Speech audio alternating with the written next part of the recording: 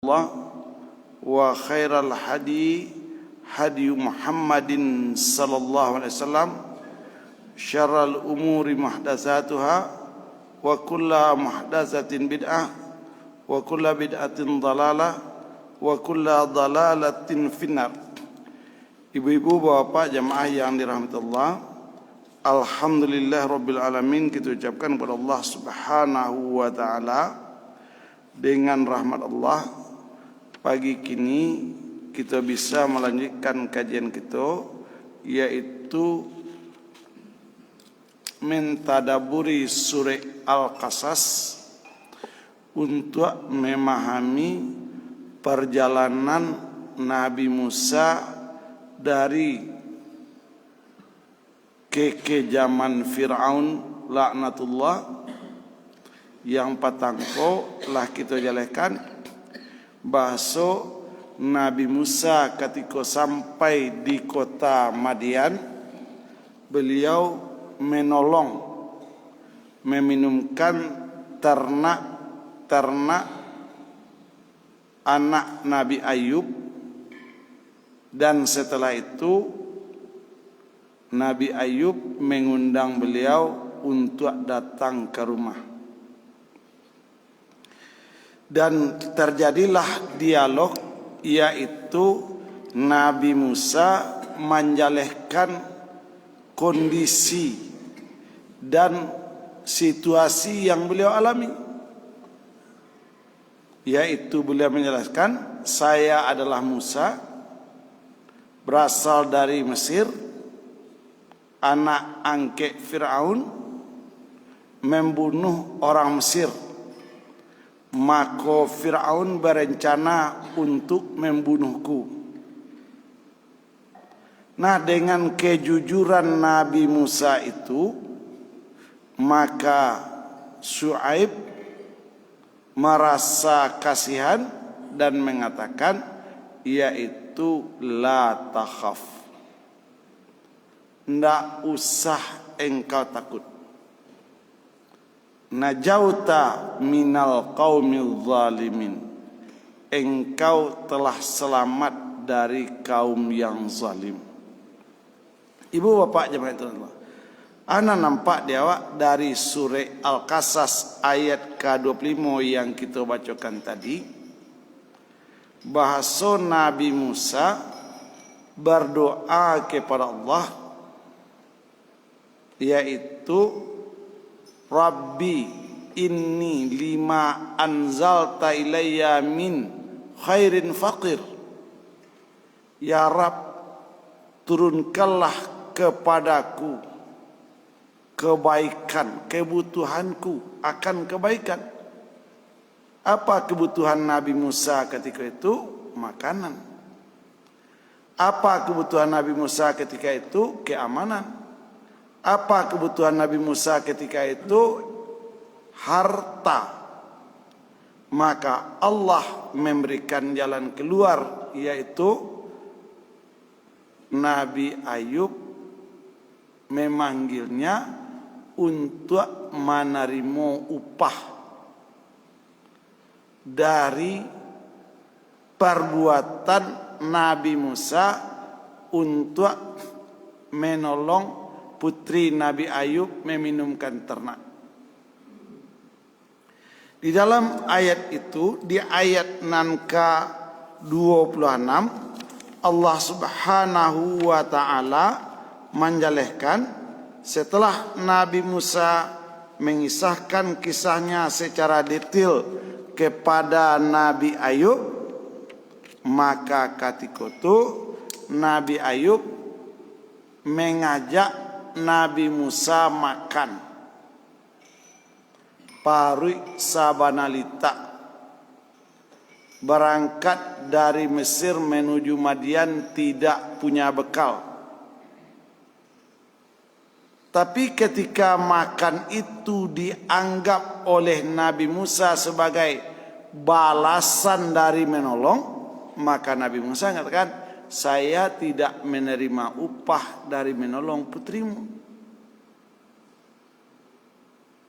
Itu kebiasaan Bani Israel. Jadi walaupun Nabi Musa lapar, walaupun ada jasa menolong putri Nabi Nabi Syuaib, maka beliau tidak menerima upah. Jawab Nabi Syuaib, saya bukan memberi upah, saya adalah menjamu tamu. Maka di situ dijelaskan bagaimana adab-adab kita untuk menjamu tamu, walaupun tamu tadi asing. Seperti siapa? Nabi Musa itu orang asing, orang Mesir, bahkan berasal dari Bani Israel di Palestina, di Syam. Sementara Nabi Ayub di Afrika, Nabi Syuaib di Afrika. Ibu bapak jemaah Allah, setelah itu kita suatu saat di dalam berbuat tanpa disadari ada yang mengawasi. Yang pasti seluruh perbuatan dan perkataan kita diawasi oleh Allah Subhanahu wa taala. Tanpa disadari putri-putri Nabi Syuaib juga mengawasi perbuatan Nabi Musa. Pertama, ketika Nabi Musa mengangkat batu di mata air, yang batu itu berat, tak bisa diangkat oleh satu orang, ternyata Nabi Musa bisa mengangkat sendiri. Apa kesimpulan putri Nabi Syuaib? Iko orang kue. Yang kedua, ketika pulang dari Tampek meminumkan ternak, berangkat ke rumah Nabi Syuaib yang jaraknya 3 mil. Ketika itu Nabi Musa menyuruh putri Nabi Syuaib berjalan di belakang. Sampai di rumah Nabi Syuaib, Nabi Musa menjelaskan kisahnya. Kesimpulan kedua putri Nabi Syuaib, ini orang jujur. Jadi ada 2 penilaian dari putri Nabi Syuaib terhadap Nabi Musa. Maka untuk itu setelah makan selesai, usulan dari putri Nabi Syuaib tadi, qalat ihdahuma ya abatis ta'jirhu inna khairam min manista jarta al-qawiyul amin. Oh apa?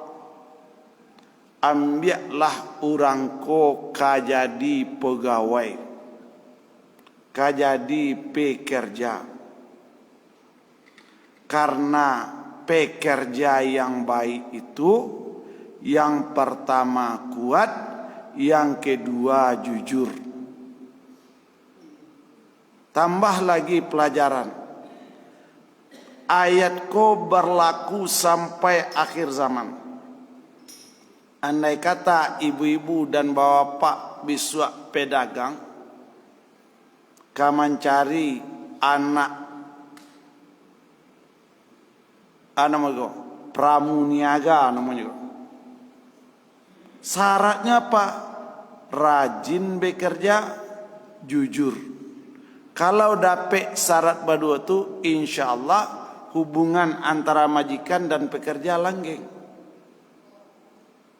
Kini konan banyak lai jujur tapi pamaleh, lai rajin tapi tidak jujur, lai jujur tapi pamaleh, lai rajin tapi pengicuh. Bantu atulah tukang-tukang wasrayo. Ketika dicalian kerajo rajin, ketika nak dapat nak tibawa nyamain apa segini. Padahal gajinya dari jam 8 sampai jam 4. Istirahat dari jam 2 sampai jam 1. Kerajo saja main apa lah. Lamolo duduk pada tagak. Dalam bahasa awak, sanang lo enggok pada tabang, enggok ko berhenti. Jadi kalau itu yang terjadi, maka hubungan antara induk samang dan pekerjanya tidak baik. Ini usulan dari putri Nabi Syuaib. Sementara yang takana di Nabi Syuaib yaitu iko anaknya jujur, iko anaknya kue, sarancaknya diambil jadi minantu. Itulah lah. Maka di dalam ayat yang ke-27 dijelaskan, qala inni uridu an unkiyaka yahdabanataya hataini ala anta jurani samania hijaj. Di situ bahasa Nabi Syuaib, kalau iko usulan dari putrinya, maka jawaban Nabi Syuaib ke Nabi Musa setelah makan selesai, setelah usulan anak gadis didangakan apa?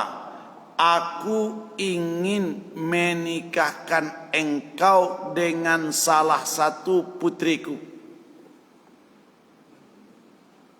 Berarti nama cari minantu koi ibu-ibu atau apanya? Bagus bu. Apanya? Nan mau urus minantu ko apanya atau amaknya atau mamaknya? Kau jale. Jadi Nabi Syuaib ingin menikahkan salah satu putrinya dengan Nabi Musa. Berarti perlukah asal usul orang dihitung? Enggak ada. Dia ingin bermenantu dengan orang luar negeri. Ndak orang sekampuannya do, ndak orang senegaranya do. Orang itu pun asing do. Tapi karena pada dirinya ada kejujuran, ada kekuatan, ada keimanan, maka itu diambil jadi menantu. Di lain pihak, bolehkah seorang bapak menawarkan anak gadisnya untuk dipinang orang lain? Boleh.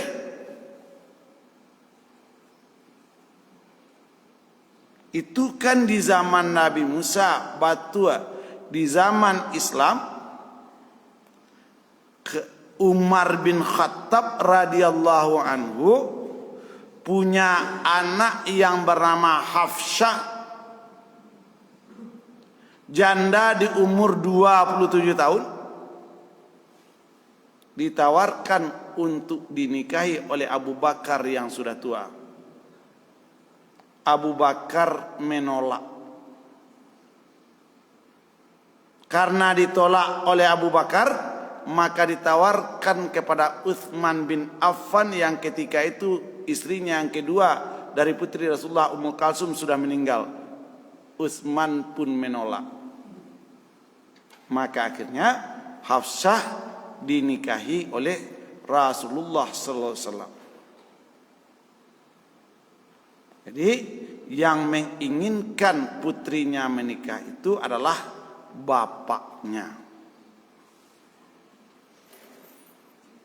Ibu bapak jamaah Allah, maka ketika itu bolehkah memilih antara dua orang putri? Boleh. Maka siratnya atau lafaz yang dipakai untuk menikahkan anak, kalau ayat ini kita pakai, aku nikahkan engkau dengan putriku. Tapi yang paling banyak dipakai, aku nikahkan putriku dengan engkau.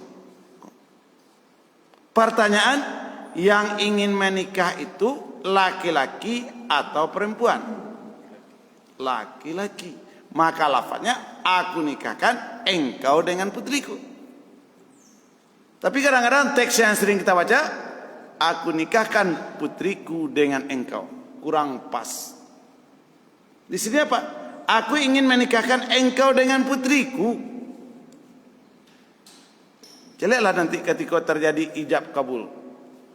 Ketika terjadi seorang wali atau bapak menikahkan anaknya.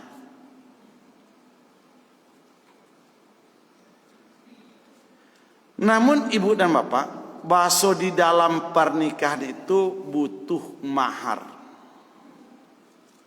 Maka di ayat maharnya apa? Bekerja selama 8 tahun tanpa upah. Ini berarti cie nandi sakali mangrangkuh dayuang 2-3 pulau terlampau. Apa itu? Nabi Syuaib dapat pekerja, Nabi Syuaib dapat menantu. Di lain pihak Nabi Musa itu istri dapat, karajo dapat. Semua itu.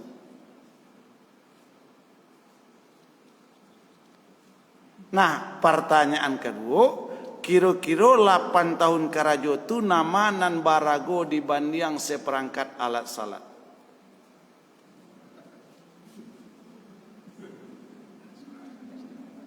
Jadi wanita itu berharga. Jelas. Berhak menawarkan mahar. Mahar itu hak calon pengantin, bukan hak bapak. Ya, kadang-kadang kalau anak gadiwa bara maharnya 2 ame pak, anda boleh tak? Dah idil lebih nikah. Jangan, itu haknya. Maunya minta 10 ame, maunya minta 20 ame, itu haknya. Hak anak gadis yang akan menikah itu. Rasulullah dalam mahar-maharnya dengan istri-istri beliau itu mahal-mahal. Walaupun dari 11 orang istri beliau hanya 1 yang gadis, yaitu Aisyah radhiyallahu. Selainnya janda. Dengan walaupun menikah dengan janda, maharnya mahal. Di harkat wanita itu terangkat ketika dia mengajukan mahar yang tinggi.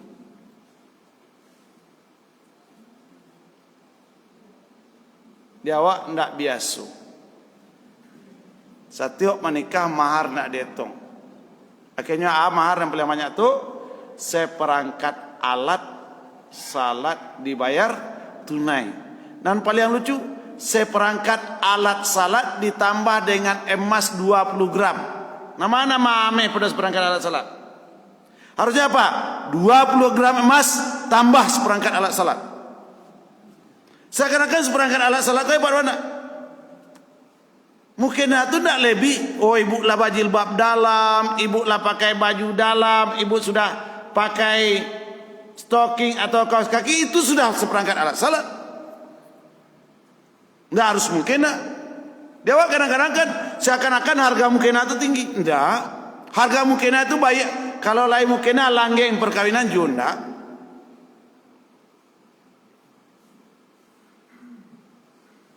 Bahkan Nabi Syuaib menawar, kok dapat tolong sempurnakan 10 tahun. 10 tahun karajo tanpa digaji untuk pembayar mahar.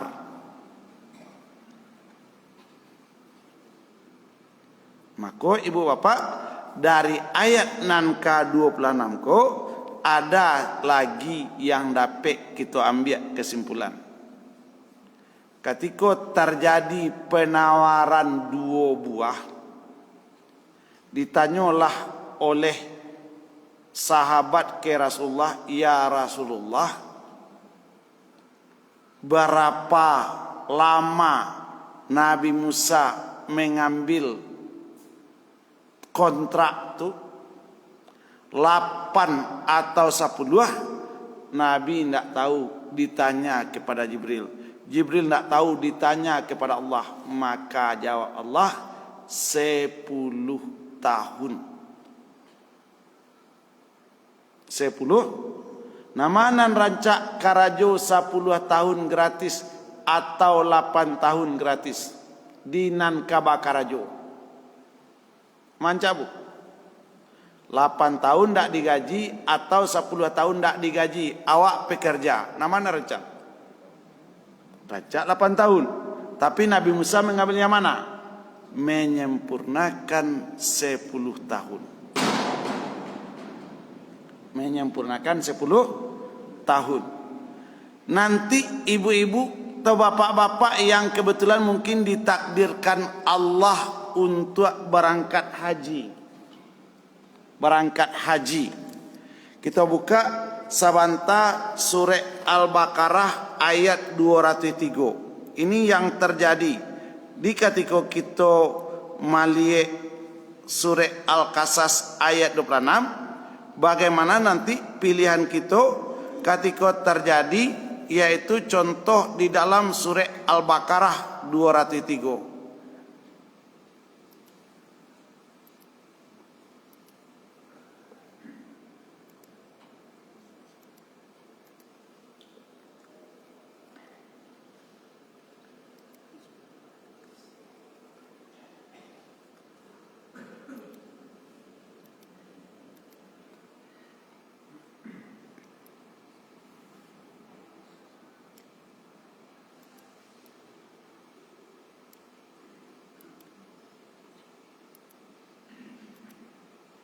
Jadi di situ dijelaskan oleh Allah Subhanahu wa taala, "Wadhkurullaha fi ayyamin ma'dudat."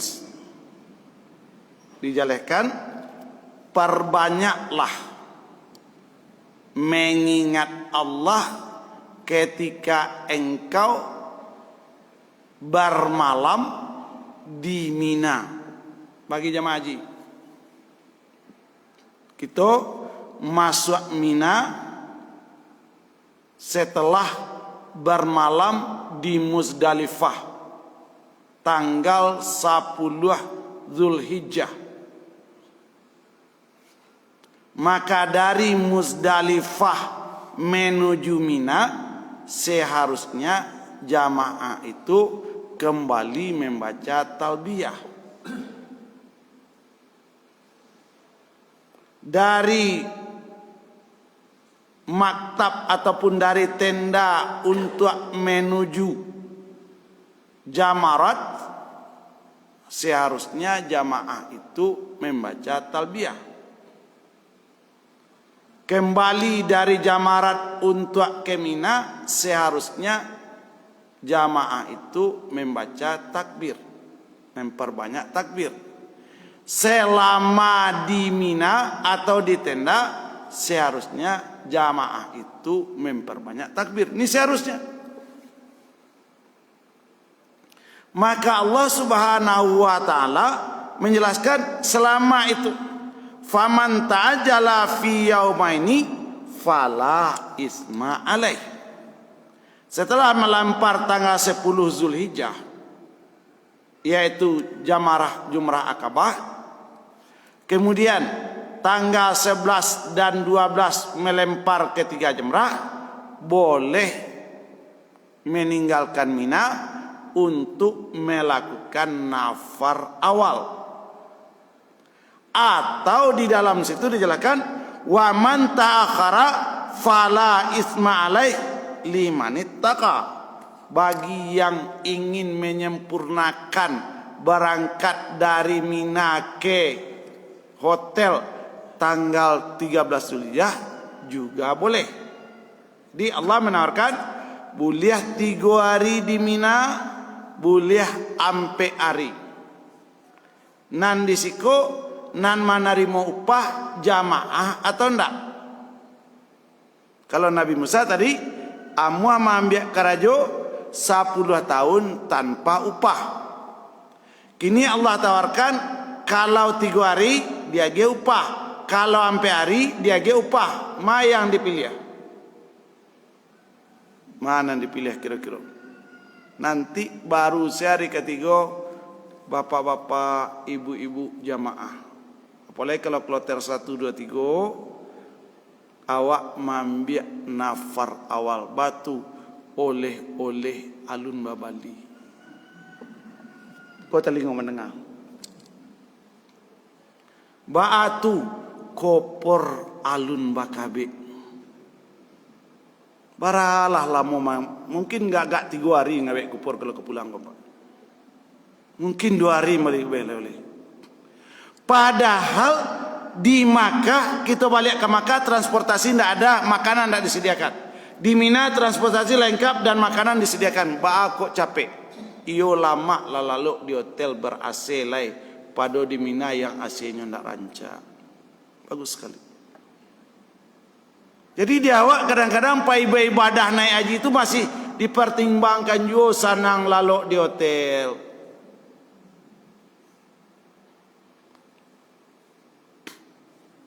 Nabi SAW itu mencontohkan haji bagi yang mampu, bagi yang kuat.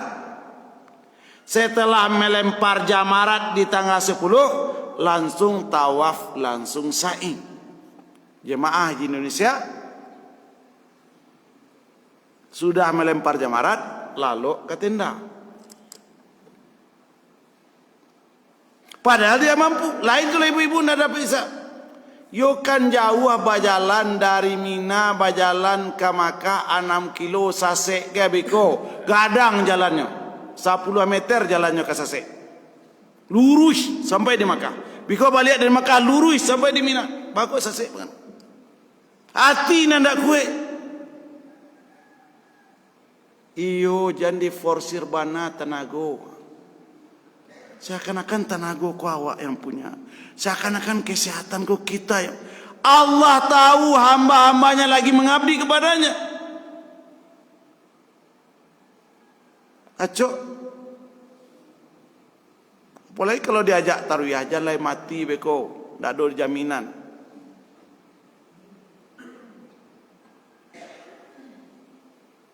Jadi kita pai naik haji basanang-sanang. Sementara sahabat dan Rasulullah naik haji susah-susah. Alun ado tenda di zaman Rasulullah. Alun ado payung di zaman Rasulullah. Alun ado kipas angin di zaman Rasulullah. Alun ado batang kayu tumbuh di zaman Rasulullah. Tapi mereka melakukan hajinya dengan baik. Nah, jadi penawaran Allah dalam surah Al-Baqarah 203. Jadi kalau ada penawaran ibadah yang sulit satu, yang mudah satu, pilih yang mana? Oh, baca surah Al-Qasas ayat 26. Pilih yang mana, Bu? Yang mana? Nan murah atau nan susah? Awak membaca ayat kok? Awak mentadabir ayat kok? Ndak sari bana bagamo, kok jadi susah-susah bana bagamo. Jangan ngomong begitu. Besok hari raya haji insyaallah datang sekali lagi. Insyaallah datang sekali lagi. Ya Bu. Karoban di Masjid Raya Limo Suku 2 tawaran. 1 3 juta, 2 3.500.000. Nan kayo pilihan mana?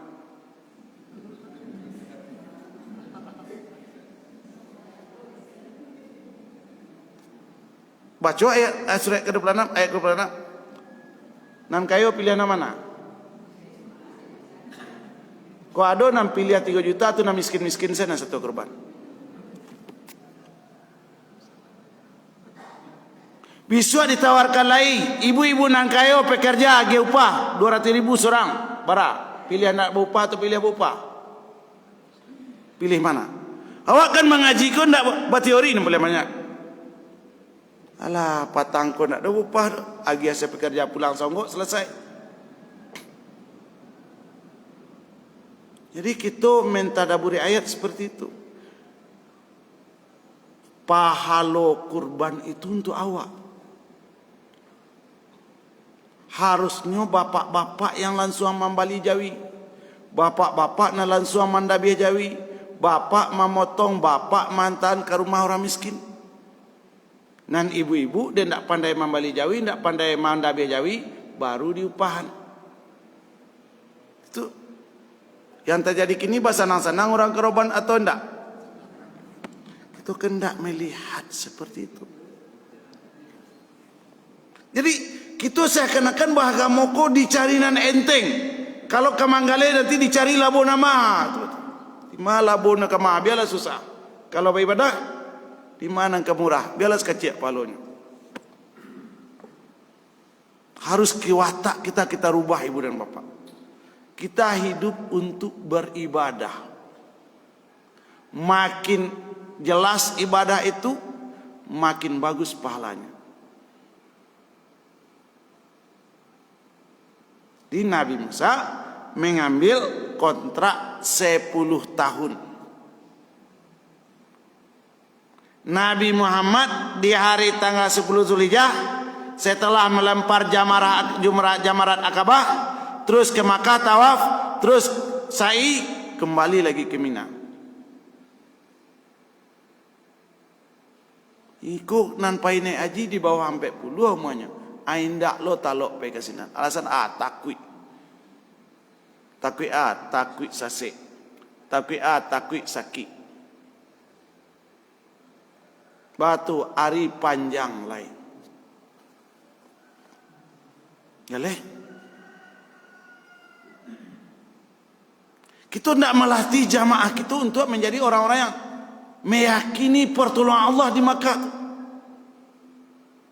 Kita selalu saja mengandalkan logika gitu. Babe kau diforsir mana tenaga kau sakit beko. Baka. Nabi Musa cakup 7 hari nak makan lain nak sakit.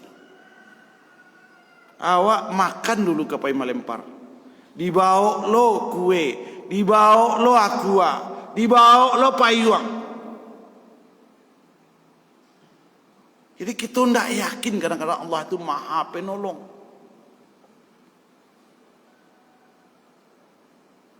Nah, pertanyaan kedua. Kalau itu nan terjadi, maka Nabi Musa menyelebalik kita ke ayat tadi. Jadi besok bu, korban kita maha yo. Jawi ini kadang-kadang.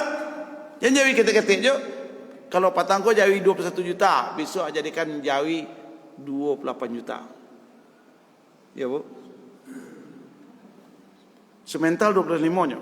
Tapi jadi makin banyak kita bersedekah di hari itu yang terbaik. Bila lo awak kemakan daging lama-lama tu lain. Kenapa? Karena orang miskin tak kata bali daging semental tu. Aman kan? Tapi kadang-kadang aduh lo nama ngecek lah mahabana situ. Di sebat tetangga sebelah sekitunya. Ini ndak kata-kata. Allah mendengar kata-kata yang kita ucapkan.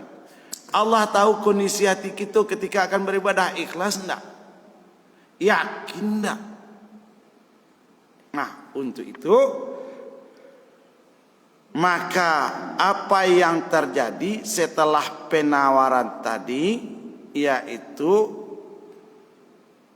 8 atau 10 tahun famin indika. Itu nan katujuh dengkau nama 8 buliah 10 buliah. Di penawaran itu diserahkan kepada yang akan memilih.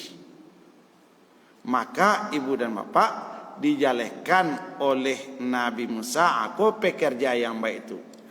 Wa ma uridu an asyukka alaika satajiduni insyaallahu minas salihin. Maka aku tidak akan hendak memberatimu dan kamu insyaallah akan mendapatiku termasuk orang-orang yang baik. Itu pekerja yang baik. Baranya pak kontrak 1 tahun, insyaallah ambo akan patuh 1 tahun. Di kontrak kau dijalehkan lo. Jadi kita mengambil pekerja, Pak ambo ingin melamar pekerjaan. Jadikan akarajo dudukkan cik-cik. Karajonya mantan barang, maka pas mantan barang saja. Karajonya mengepak barang saja. Kau indah asal duduknya aduh saya karajo duduk sama antek sewantar, tidak bagus juga. Maka Nabi Syuaib menyatakan, kalau Nabi Musa lah berjanji dan janji kau diabadikan dengan kata-kata insya Allah, maka dalam membuat kontrak kerja nanti masuklah kata insya Allah kau. Tandu nama membuat kontrak kau orang Islam. Awak kakarajo jinak samang dalam perjanjian kau insya Allah saya akan mentaati kontrak kerja ini. Maka Nabi Musa diabadikan kata dia mengucapkan insya Allah itu 2 kali. Di dalam surat Kahfi, satajiduni insya Allah minas sabirin. Hai Khaidir, ambo kabar aja jo engkau, insya Allah ambo akan sabar.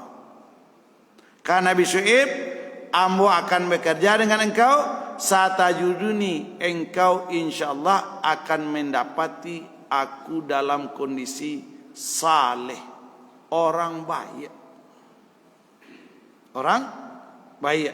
Nah, sekarang sudah terjadi pekerjaan, sudah ada kontrak kerja, maka di situ ibu dan bapak dijalehkan oleh Nabi Syuaib. Pekerjaan Nabi Musa adalah mengembalakan kambing-kambing Nabi Syuaib. Maka ketika itu dijelaskan lagi kontrak terakhir, qala zalika baini wa bainaka. Musa berkata, itulah perjanjian antara aku dan kamu. Aku akan bekerja selama 8 tahun atau 10 tahun tanpa upah. Kemudian dijelaskan, ayyumal ajalaini qadaitu fala udwana alayya. Mana saja dari kedua waktu itu yang aku sempurnakan, maka tidak ada tuntutan atas diriku. Diko ambo besok ambo ambil 8, ambo kapulang balik, ndak do jangan ditahan jo. Kalau ambo ingin menyempurnakan 10, jangan ditahan jo. Maka di situ apa? Perbaiki kontrak kerja itu setelah habis. Kakarajo apa jombo goyo 1 tahun di tu jelek. Di ado harapan itu 1 tahun di pekerja cako. Syaratnya iko oleh mulai 1 tahun dulu. Bisul sampai habis setahun diperpanjang 1 tahun lagi, diperpanjang 2 tahun lagi. Jadi orang ada jaminan hidupnya. Setelah itu ana dapat 2 di ayat kolai ketika Nabi Syuaib menyuruh iko adalah pengembala ternak kambing, sementara Nabi Musa tidak pernah gubalo kambing, maka disuruh pilih tungkek palau kambing.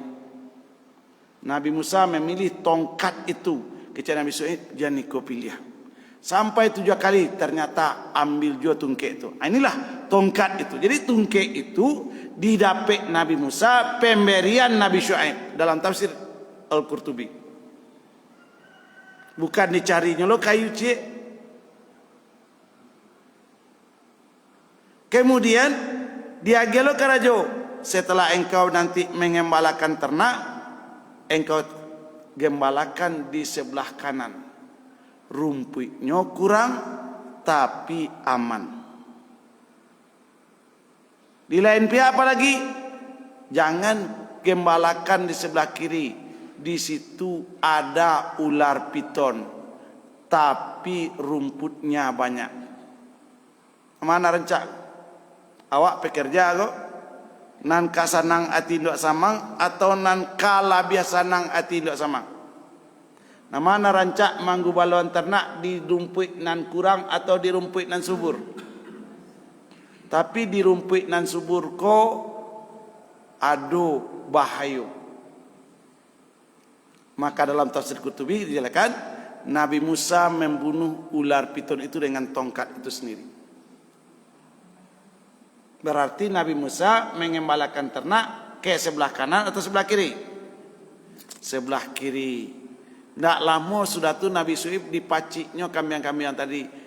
Gapuak kambing kini kok. Datang pertanyaan, engkau menggubalon teranak di mana? Di tampek nan sebelah kiri kan ada ular piton, labo bunuh. Begitu pekerja yang baik, dia selamatkan lapangan pekerjaan induk samangnya. Di induk samang yang baik, terima kasih, sejaitnya tindak. Terima kasih, santiang kau menggalih jambu. Saja engkau jadi pekerja gadang labo. Ini tidak benar. Kecek Nabi Su'ib, sudah kok kalau ada kambing-kambing yang anaknya lain, warna kulitnya tidak sesuai jo warna kulit induknya, itu untuk engkau. Sebagai bonus. Kenapa? Karena pekerjanya bagus. Ditakdirkan Allah yo lai anak kambing nan induknya ndak sama. Jo kulitnya, jo warna kulit, jo warna bulu anaknya. Maka Nabi Musa dapat modal dari siapa? Dari induk samang. Induk samang cako mintu ndak? Berarti mintu ko mempekerjakan minantu untuk tagak surang atau jadi nak buat terui-terui? Pilih sendiri. Pilih sendiri. Di sebagai bos usahakan anak buah awak tadi tagak lo sebentar. Kalau dia bagus.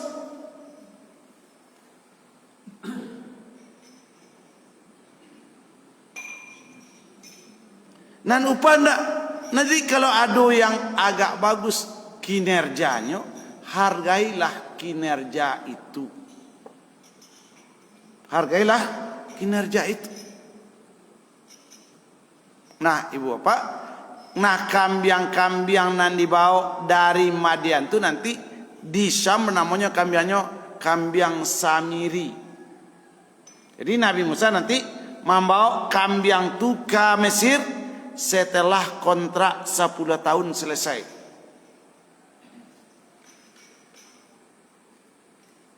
Berarti Nabi Musa dengan kejujurannya, dengan kepatuhannya, dia gih upah oleh Allah. Nama membuat warna bulu kambing cako indak sawarna jo induknya Nabi Musa atau Allah. Itu. Seperti itu meyakini. Jadi setiap kita berbuat baik, Allah mengawasi, Allah menilai.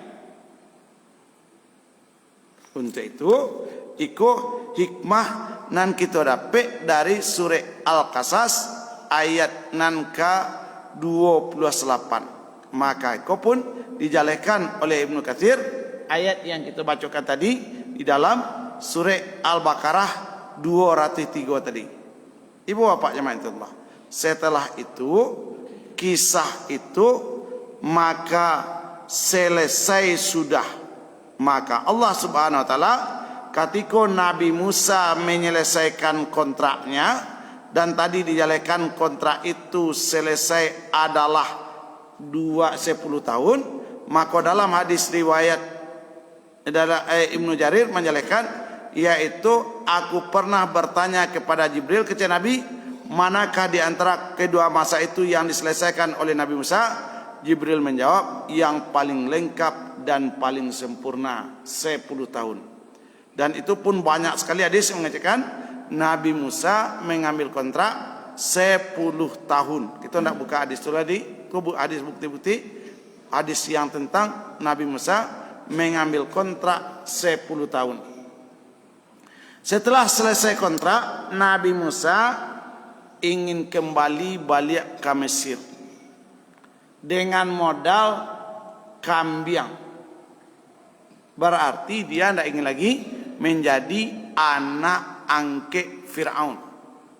Maka kata Allah Subhanahu wa taala, "Falamma qada Musal ajal wasara bi ahliin.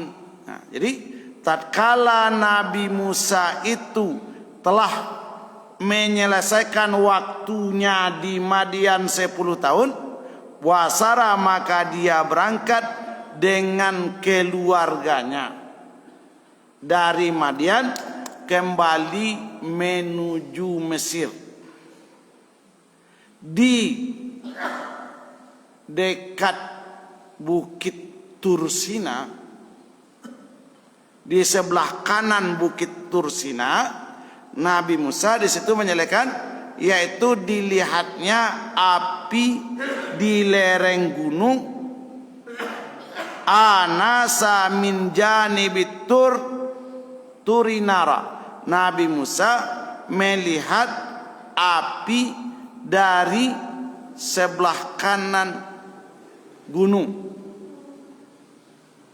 Di situ Nabi Musa mengatakan, qala li ahlim kusu inni anastu nara la'alli atikum minha bi khairin au jazwatim minan nar la'allakum tastalun. Jadi keciknya ke istrinya, ambo malie api, ambo akan mengambil api itu. Untuk apa? Untuk suluh. Atau untuk apa api itu? Yaitu untuk menghangatkan badan. Di Nabi Musa mali api di lembah itu ingin mengambil untuk suluh, untuk menghangatkan badan. Ternyata ibu dan bapak ketika itu Allah berkata ke Nabi Musa, maka di situ api berfungsi sebagai hijab. Nah, boleh. Di api berfungsi sebagai hijab, cahaya berfungsi sebagai hijab, pembatas antara Allah dengan makhluknya.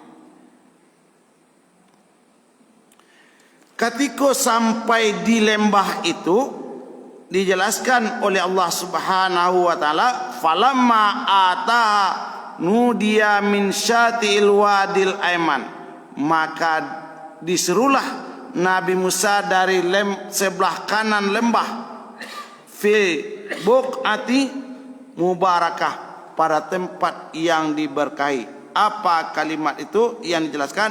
Ya Musa, inni anallahu rabbul alamin. Di perkenalan pertama Allah kepada Nabi Musa adalah Allah mengenalkan dia Rabb. Dia Rabb. Dia pencipta seluruh alam. Dia pemelihara seluruh alam. Maka di situ baru terjadi dialog satu arah dari Allah kepada Nabi Musa.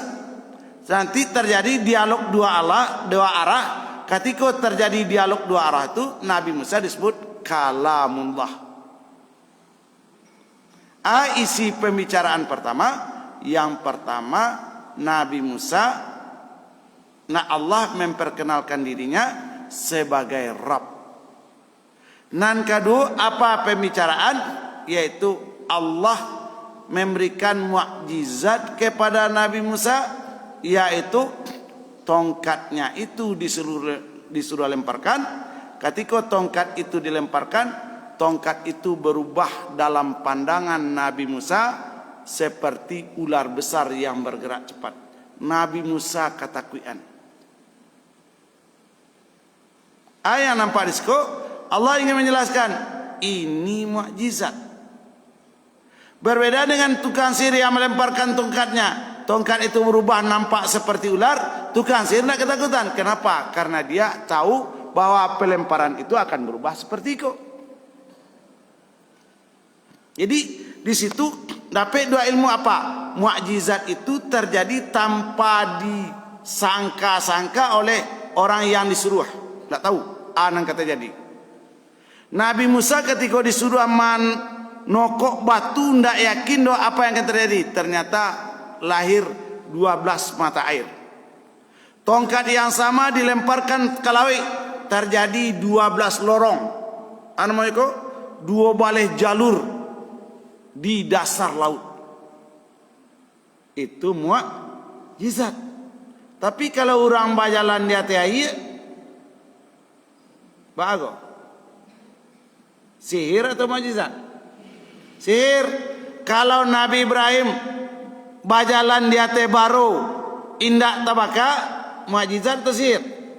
Mukjizat. Kalau orang meletakkan tangannya di atas api indak tabaka, bedakan nanti. Nabi Ibrahim tu sengaja masuk ke dalam api atau tidak? Tidak sengaja. Dilemparkan oleh Namrud. Berada di dalam api, keluar dengan selamat. Siapa? Karena itu mukjizat dari Allah. Tapi ada orang tertentu, lah baraja sekian, pacik-pacik. Bayangkan ada Islam tu, baraja pertama mainjak pecahan kacau dulu. Landak kanai kaki di pecahan kacau, ditambah lagi mamaci api lagi. Apakah ini Islam? Ini tidak Islam. Bekwa puncaknya adalah berjalan di atas air. Itu laku kini di Sumatera Barat itu dan Bapak. Labara Allah mau mengaji sekian. 8 daya anan dapat. Islam bukan mencari kemana itu.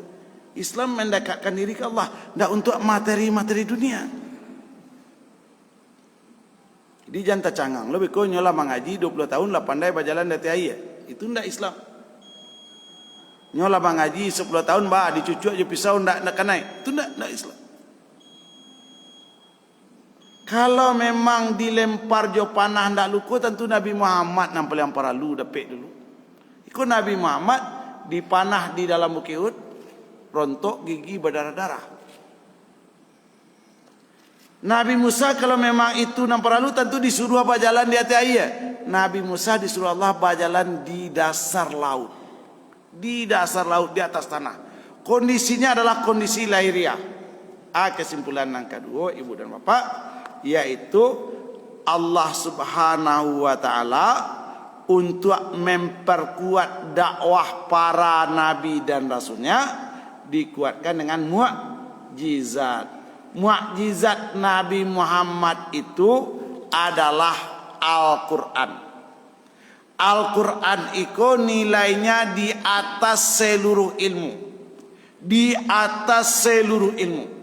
Maka kalau memang kita mengaku umat Nabi Muhammad, pelajarilah Al-Quran itu, insya Allah ilmu kita akan semakin bagus dan insya Allah kita akan semakin mengenal Allah. Kenapa? Al-Quran itu mukjizat terbesar yang ditinggalkan untuk kita umat Nabi Muhammad. Itu kajian kita pagi ini dulu. Kaji kita Nabi Musa berdakwah kepada penguasa melalui mukjizat.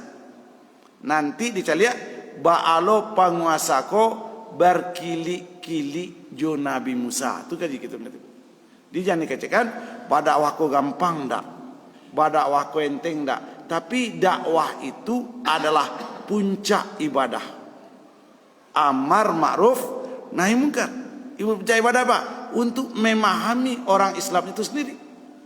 Kita akhiri dengan banyak maaf ibu dan bapak. Kesimpulan kita, biswa karoban kita nan maha atau nan murah. Ansualah bayu dari kini. Itu je lah.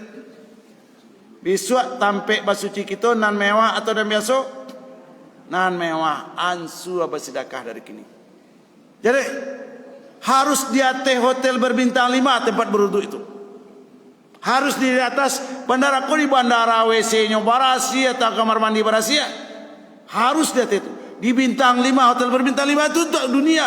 Iko untuk akhirat. Kadulu ala panga WC rancak benar. Jangan. Pakai yang mewah. Pakai WC duduk. Patah ganti. WC duduk 3 juta. WC kloset jongkok 1 juta 500.000. Pilih mana? Jadi jangan mikir patah, aduh kesempatan orang masuk beribadah sekali lagi. Aman bu? Di seperti itu nak nyuak beribadah. Jangan pilih jangan pilih dia loh. Anak kata jadi sudah tu jangan pikir loh. Kau dapat orang Masjidil Haram tu rusak, terbuka orang dunia untuk bersedekah. Tapi orang Masjidil Haram lama tambah rancak macam ni. Ibu bapa ikut konsep ibadah. Ikut ketika kita beranjak kepada Nabi Musa alaihissalam. Mari kita fastabikul khairat. Ya Bu, kotak terbuka untuk WC mewah. WC mewah, bukan WC. Tolong kalau ada musafir siko tampeknya baru dua kita tampeknya mandi kita pikirkan. Sudah Jumat tu mandi. Orang dari Padang tiba di Sungai Pua di mana ke mandi? Nyo ndak orang Sungai Pua. Tapi nyo parkir di Laman Musa Jiwa. Silakan bapak mandi ke situ. Contoh itu Masjid Jogo Karian. Contoh itu ada masjid di antara Padang Sedempuan menuju Sipiro. Itu bagus sekali. Padang Sedempuan menuju Sipiro, tampek mandi musafir salapan. Tampek makan musafir duo. Tampek santai kursi sofanya 2 buah. Tampek makan baru duanya, cuci piringnya disediakan. Musaji seluruhnya. Kemudian busa-busa tampek lalu disediakan. Maka kita cukup itu kita mewah-mewahkan Bu. Yuk, silakan para lu benar dibuka. Assalamualaikum warahmatullahi wabarakatuh.